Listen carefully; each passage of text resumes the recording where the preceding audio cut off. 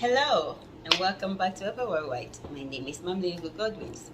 I'm a single mother of 2 boys. I'm a divorcee. I am a psychiatric nurse practitioner, and I am the founder of Upper Worldwide, a platform where we talk about mental health, parental alienation, trauma, survivor, coping, and champion women on. We hold women accountable, and we also support them to overcome their various trauma. We coach them. We hold their hands to navigate. Okay. And we don't just do that to women, but it just seems like women goes through this more than men. The population of women that are identified by research to endure trauma and abuse and these things is huge, and that's why we focus on women, but we also help women to navigate. I have men reach out, I have women reach out, so feel free and don't think it's just a women platform. It is for both women and men. Feel free to like, share and subscribe, turn on your notification, and when I load a new video, you'll be the first, one of the first to grab it. Okay, welcome all these new subscribers. I appreciate all of you so much. I don't take you for granted. Kindly like this video for me. Know that you are loved, you are appreciated, you are welcome to this platform. Have a seat and make yourself comfortable. This is your home. All right? Yes. So today, what are we talking about? We're talking about conduct disorder. Yes, the other day I did a short and I talk about the difference between conduct disorder and oppositional defiance disorder. So conduct disorder is a disorder that causes emotional dysregulations in children.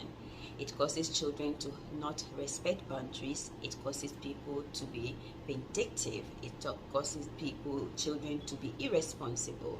It causes people to basically not have respect for others. Disregard. It makes them to have disregard for others' rights. And that's what we're going to talk about today. Okay? So it involves persistent behavior and emotional problems in children and teenagers. It is majority of the time you see these behaviors we are going to talk about also in children that don't have conduct disorder. But the criteria is when it becomes persistent, when it's becoming troublesome, when it's affecting their normal day-to-day life and it's making them unable to conform with normal social norms, normal things that people do, then that means they will need help. So what do you do at that point? You try to reach out to your pediatrician and start from there. Most of the time they will say reach out to a psychiatrist, but how do you get to a psychiatrist? Sometimes you need a referral. So I would say go to the child pediatrician, and because sometimes too there could be an underlying hormonal issue, an underlying illness, like something could be going on in the child's life that will be causing that. So once you eliminate the causative factor, this can also be resolved. So we're going to talk about risk factors. So when you eliminate risk factors means this can be resolved pretty much also, So we're going to go into it. So children with conduct disorder, they find it extremely difficult to follow rules, respect the rights of others, showing empathy. They don't have empathy. They are bullies. They are victimizers. They are rebellious, They find it difficult to have a socially acceptable behavior. And they do things that are not age appropriate. Now, let's talk about the types of conduct disorder. So the types of conduct disorder are 3. We have the childhood onset, meaning that these symptoms must be apparent before the age of 10. Then we have the adolescent onset, means that these symptoms that we're going to talk about are going to be seen, these behaviors and emotional dysregulatory behaviors we are going to see in these children is seen way before they become adults. So in the teenage ages, when they are teenagers, so that is the teenage onset, childhood onset, teenage onset. Then we have the third one, which is unspecified. So when it's unspecified, it means that the actual period where the symptoms became noticeable can be identified. Maybe the parents were not paying attention, they just thought it's normal. As people of color, we don't take these things seriously. Oh, he'll grow out of it, this and that, and eventually it becomes a problem. That's when we start to realize, oh, we need to take action. So that is when you can identify when it actually started. That is when you identify it as unspecified. So we have severe, we have mild, we have moderate. So understand, in the DSM-5, you diagnose either the onset of it, that's the criteria by which you go with diagnosing, and then it's the severity. So the onset, childhood onset, adolescent onset, on specification, or how serious is it? Is it mild? Is it severe? Is it moderate? You understand? So you label that part as the degree. What is the degree of severity? Is it mild? If it's mild, it means the child displays these symptoms, but it's not so severe. It can be manageable. And I think that is the state that is easily ignored, or is easy that a parent may not pay attention to or identify. And if it's moderate, it means the child is more likely to display more serious extents of these behaviors. And then severity means it needs to be diagnosed. It needs to be diagnosed. So how do you diagnose it? Diagnosing conduct disorder has to be done in different settings. When you go to the pediatrician rules out, okay, there is no any somatic condition affecting this, there is no hormonal issues affecting this, there is nothing that is going on in terms of maybe adverse childhood experiences. Because once you eliminate the adverse childhood experiences, if that is what is causing this, guess what? It's going to be resolved with therapy or something like that. But otherwise, if it's so severe, where they are damaging property, they are harming animals, they are harming humans, they are being so destructive, if it's affecting their normal, if it's persistently affecting their normal day-to-day social life, relationship issues, school performance, concentration, focus, truancy in school and stuff like that, then you know there is a need for diagnosis. So the psychiatrist, the nurse practitioner like myself, the therapist or the psychologist will not just take one day to it will, of course, they will advise, they will diagnose you, but they are also initial visit intake, but they are also going to get data from the school, from the home. So most of the time the diagnosis comes with having data from more than one setting. It has to be 2 or more setting. In the community, the child is behaving awkwardly. In schools, he's defiant, he's oppositional, he's bullying others, raping people, things like that, harming animals, destroying school property, destroying home properties. Those are the things that they look at too if you diagnose it, meaning that it's a severe kind of conduct disorder. What are the causes?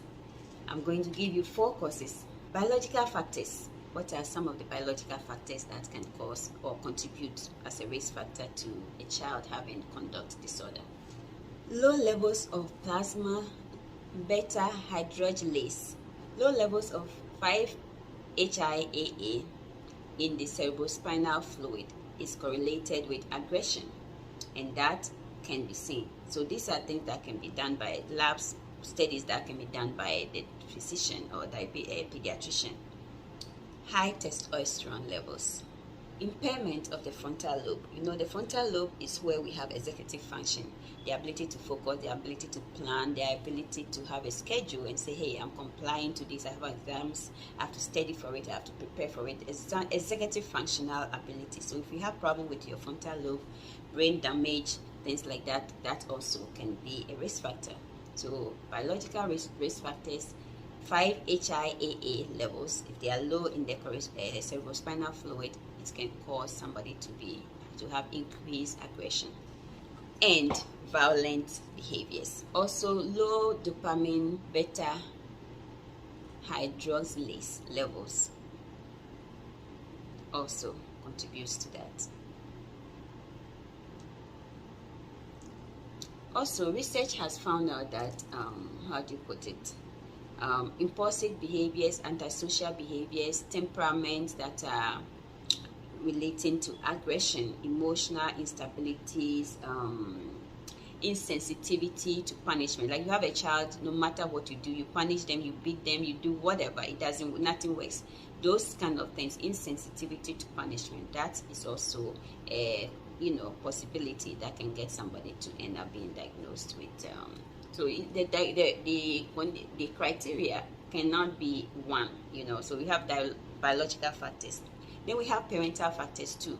Parental factors, I can tell you, adverse childhood experience is keen. You really don't want that. Like parental alienation syndrome, look at Justin behavior around June. Those are things that if it's not identified, eliminated, and controlled, it can become very, very concerning and can get the child to end up having these emotional dysregulations and behavior issues that will end up from oppositional defiant disorder to conduct disorder to then it just follows the child to antisocial personality disorder. And as they age, the diagnosis changes.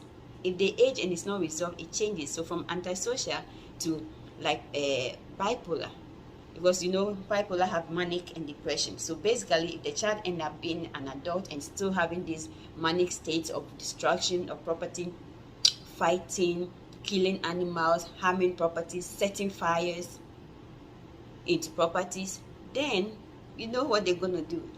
Eventually, they give you bipolar. You see the problem. So you need to be very careful with how you raise your kids, with the environments you entertain. I choose to be peaceful, people. I choose to be peaceful, so I'm not going to be in an abusive relationship where I know my sanity, and I don't want that. So parental factors. So what are some of the parental factors? I just told you, adverse childhood experiences, right?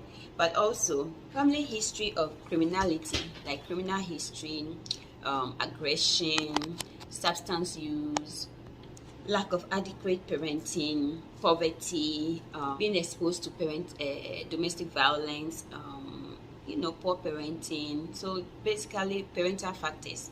Poor supervision. If a child is, they finish from school, which is why you see some of the time I talk about my inability to accept certain jobs because of the supervision, the amount of supervision I need to provide for my children. It's important, very, very important, especially the teenage ages. You need to be observant, you need to be there, you need to be monitoring them all the time anyway, not just teenage ages. If you can monitor them and provide supervision, by the time they get to teenage ages like my kids, you wouldn't have that much problem, So early structure, putting in a very good structure. Neurological factors. What are the in this case, neurological factor, they may also do EEG. Like the child have a resting frontal lobe performance on EEG. That has a correlation in the aggressive behaviors in children. Also, the research also suggested that a child with seizure, a child that has traumatic brain injury, a child that has neurological damage to the brain, to the frontal lobe especially, also causes that. So inability of the child to speak early, like language delays, things like that, causes frustration. And I would say that is very true to the speech delay, because the child can be frustrated. The child will want to express themselves, and sometimes you not understand them, they will feel violated, and as a result, if you are not understanding them, so out of frustration they can also get violent. You understand? Being in a community that is socio-economically deprived, like poverty environment where the children are exposed to gun violence, communities that are full of violence, those also are risk factors. And biological factors, they are risk factors, but being a male child is a risk factor. And I'll tell you that being a male child and also being a person of color, you can easily be labeled easily. And imagine being poverty. Socioeconomically, you are on the poverty end spectrum. You are a male child from a person of color or African background in the West.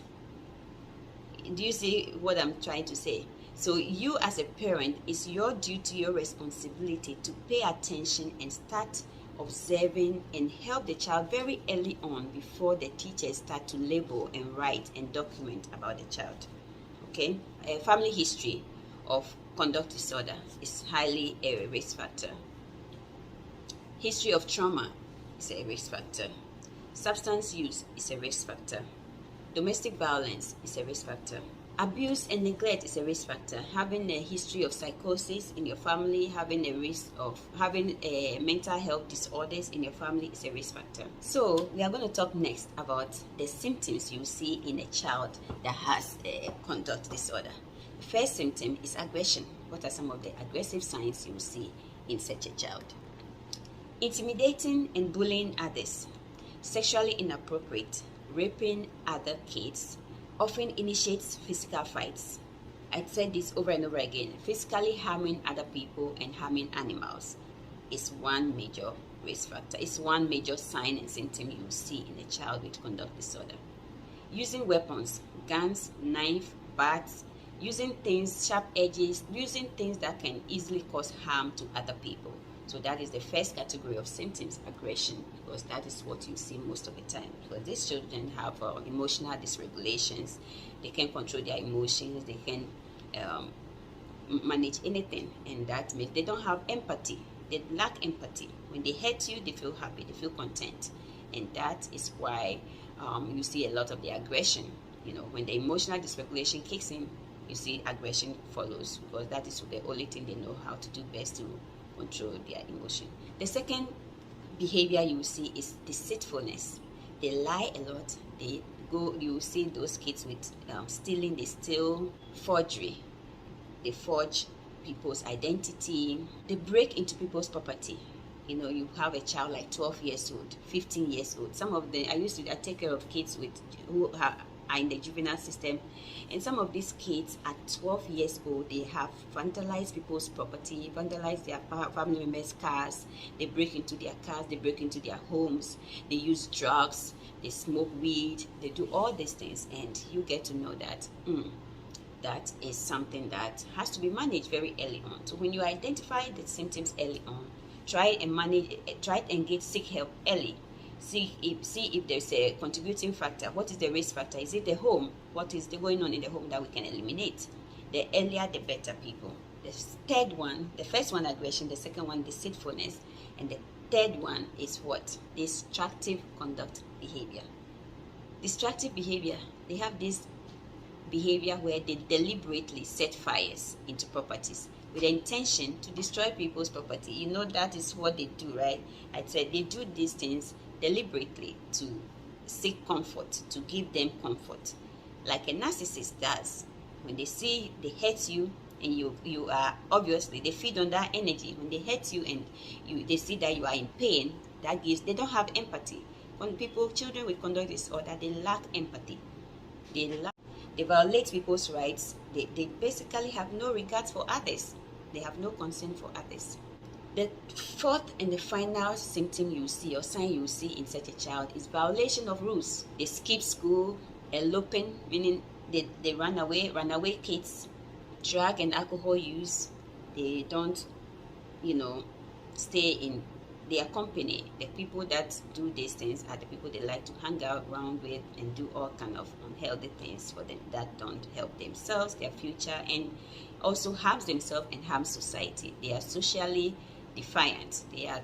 You see them with social behavior that are inappropriate and not socially acceptable. Sexual behaviors, age wise, they may be 10, they may be 11, they may be 12, 15, 13, but they are sexually active at those ages. I've seen as young as 12 years old who can vandalize a car, who can steal the mother's car key and get in with his friends, go buy drugs, go buy marijuana, smoke, and be on a high speed. Police has to tail them down to get them.